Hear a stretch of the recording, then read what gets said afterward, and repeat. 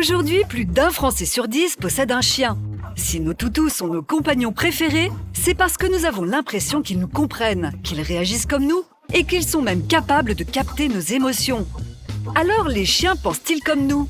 E égale M6 vous révèle les dernières découvertes incroyables de la science. Non. Allez, Bilou.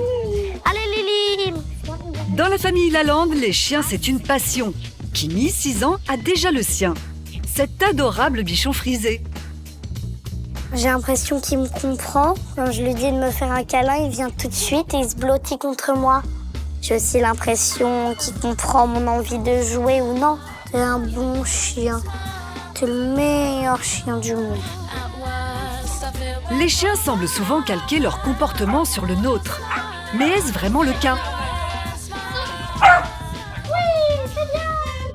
Pour en savoir plus, direction Maison Laffitte en banlieue parisienne. Charlotte Duranton, chercheuse, a préparé une petite expérience avec la complicité de Guess et de Laure, sa maîtresse. Regardez bien ce qui se passe lorsque nous présentons à Guess un objet qu'elle n'a jamais vu. Elle fait comme sa maîtresse et ne bouge pas. Le chien, quand il est confronté à un objet inconnu, il va regarder la réaction de son maître et il réagit de la même manière. Si le maître a peur de l'objet, il décide de se comporter comme son maître et il s'éloigne de l'objet. Et que se passe-t-il si le maître s'approche en toute confiance? Si le maître il est intrigué de façon plutôt positive par l'objet, le chien en aura moins peur et va s'approcher de l'objet inconnu. Et donc ce phénomène, c'est ce qu'on appelle le référencement social. C'est le fait de regarder la réaction d'un individu référent et ensuite de calquer sa réaction dessus. Dans le monde animal, les chiens sont les seuls à faire ça. Voilà pourquoi nous avons parfois l'impression qu'ils pensent comme nous. Autre fait étonnant, vous avez certainement constaté que les chiens nous regardent souvent dans les yeux. Mais savez-vous qu'ils sont capables de suivre nos mouvements oculaires? Exactement comme le font les bébés avec leur mère. Regarde, Anna! Lorsque la petite Anna, 13 mois, est face à deux peluches identiques, elle s'avance, hésite Bravo! et préfère celle que sa maman a regardée juste avant, ici à gauche. Faisons le même test avec la chienne. Notre chercheuse cache des récompenses dans 2 bols et elle va en désigner un du regard. La chienne va-t-elle réagir comme le bébé? Yes, regarde. Yes, regarde. Charlotte jette un coup d'œil vers le bol qui est à sa droite. Et regardez ce qui se passe. La chienne va elle aussi dans cette direction. Elle a commencé par capter le regard de Charlotte avant de se décider à partir. Ils apprennent en fait qu'en nous regardant, ils vont gagner des informations qui sont intéressantes pour eux. Par exemple, nous on va regarder où se trouve la nourriture, où se trouve un nouveau jouet. On va leur montrer où se trouve leur laisse avant de les emmener en promenade. C'est important pour eux de nous regarder et de regarder où on regarde. Si certaines espèces peuvent apprendre à le faire avec de l'entraînement, les chiens sont les seuls à agir ainsi naturellement. Explication d'Antoine Mouvresse, vétérinaire. La capacité qu'ont les chiens d'aujourd'hui à comprendre l'humain, à communiquer avec l'humain, ça leur vient de leur ADN et des milliers d'années qu'ils ont passé à évoluer aux côtés de l'humain. Pour comprendre, il faut remonter le temps aux origines de la domestication. Chez les loups sauvages, il y a plus de 15 000 ans, ce sont les individus les moins craintifs qui ont dû se rapprocher des humains pour chercher de la nourriture. Et en se reproduisant, ils vont transmettre par leur ADN à leur progéniture cette capacité qu'ils ont à s'approcher de l'humain et à comprendre l'humain. Ce sont ces loups plus sociaux que l'homme a peu à peu domestiqués. Voilà pourquoi on retrouve ce trait de caractère chez leurs descendants, nos chiens. Ouais, c'est bien mon chien. C'est bien mon chien.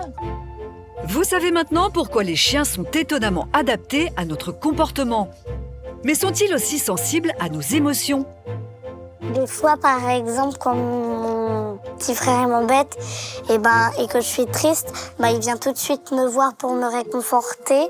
Et quand je suis contente, il court vers moi et vient me faire des gros câlins. Pour tout comprendre, nous avons pris rendez-vous à l'École nationale vétérinaire de Maison-Alfort. avec Sarah Janin, chercheuse dans l'équipe éthologie dirigée par le docteur Gilbert. Oui, les chiens sont capables de reconnaître nos émotions. Ils vont tout de suite se centrer sur nos yeux, regarder par exemple la dilatation de la pupille, l'expression des sourcils, l'ouverture de la bouche, fermée, ouverte selon si on sourit, si l'on est triste. Ah si! Les chiens sont très rapides pour détecter nos micro-expressions, beaucoup plus rapides que nous, ça va être en millisecondes. Nos compagnons sont décidément très forts. C'est simplement un comportement adaptatif de la part du chien de comprendre et de reconnaître les émotions de son maître pour pouvoir s'ajuster, s'adapter. Et ce n'est pas tout. Les chiens sont aussi sensibles à notre voix. Les scientifiques ont fait une découverte stupéfiante. Leur cerveau possède une zone dédiée au traitement de l'émotion dégagée par la voix. Elle est située dans le lobe temporal, exactement comme chez nous. Oh, c'est bien mon bébé d'amour. C'est beau. Les chiens sont donc les animaux les plus aptes à capter nos émotions. Mais à ce jour, la science ne peut dire s'ils les comprennent. D'ailleurs, si nos chiens ressentent eux-mêmes des émotions basiques comme la joie, la peur ou des besoins comme la faim, on ne sait pas s'ils sont capables de les analyser. Est-ce qu'il a conscience d'être triste? Est-ce qu'il a conscience d'être très énervé? Ça demande de se projeter, ça demande des fonctions cognitives beaucoup plus élevées et on n'est pas sûr encore, on n'a pas la preuve que les chiens soient capables de ces capacités cognitives et de ces raisonnements à long terme là. Tu viens? Viens maman. Une chose est sûre, lorsque nous regardons notre chien avec amour, il se produit une réaction étonnante. Lorsque le propriétaire ressent une émotion, il va donc l'exprimer à travers la libération d'hormones comme l'ocytocine. L'ocytocine, c'est l'hormone de l'amour.